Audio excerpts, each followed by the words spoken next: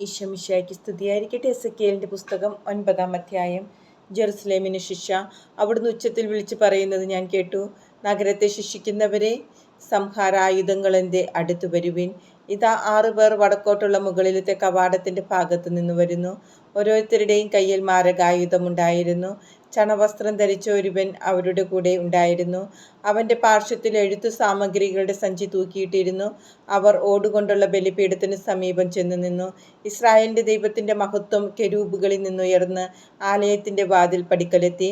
അവിടുന്ന് ചണവസ്ത്രം ധരിച്ച് പാർശ്വത്തിൽ എഴുത്തു സാമഗ്രികളുമായി നിന്നവനെ വിളിച്ചു. കർത്താവ് അവനോട് അരുളിച്ചെയ്തു, ജെറുസലേം പട്ടണത്തിലൂടെ കടന്നു പോവുക. ആ നഗരത്തിൽ നടമാടുന്ന മ്ലേച്ഛതകളെ ഓർത്ത് കരയുകയും നെടുവീർപ്പിടുകയും ചെയ്യുന്നവരുടെ നെറ്റിയിൽ അടയാളമിടുക. അവിടുന്ന് മറ്റുള്ളവരോട് ഞാൻ കേൾക്കെ ആജ്ഞാപിച്ചു. അവന്റെ പിന്നാലെ പട്ടണത്തിൽ സഞ്ചരിച്ച് സംഹാരം തുടങ്ങുവിൻ. നിങ്ങളുടെ കണ്ണിൽ അലിവുണ്ടാകരുത്, കരുണ കാണിക്കരുത്.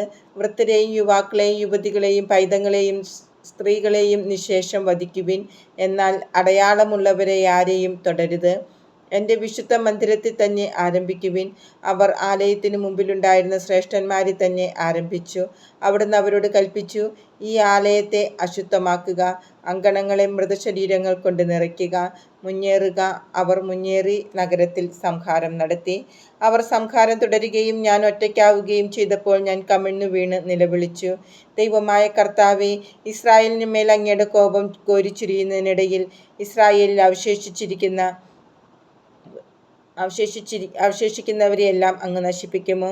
അവിടുന്ന് അരുളിച്ചെയ്തു, ഇസ്രായേൽ ഭവനത്തിന്റെയും യൂദായുടെയും അപരാധം അത്യധികമാണ്. ദേശം മുഴുവൻ രക്തം കൊണ്ട് നിറഞ്ഞിരിക്കുന്നു. പട്ടണം അനീതി കൊണ്ട് നിറഞ്ഞു. കർത്താവ് ഈ ദേശത്തെ ഉപേക്ഷിച്ചിരിക്കുന്നു. കർത്താവ് ഇതൊന്നും കാണുന്നില്ല എന്ന് അവർ പറയുന്നു. എന്നാൽ എൻ്റെ കണ്ണിൽ അലിവുണ്ടായിരിക്കുകയില്ല, ഞാൻ കരുണ കാണിക്കുകയില്ല. അവരുടെ പ്രവൃത്തികൾക്കുള്ള ശിക്ഷ അവരുടെ തലയിൽ തന്നെ ഞാൻ വീഴ്ത്തും. പാർശ്വത്തിൽ എഴുത്തു സാമഗ്രികളുള്ള ചണവസ്ത്രധാരി തിരിച്ചു വന്ന് പറഞ്ഞു, അങ്ങയുടെ കൽപ്പന ഞാൻ നിറവേറ്റി.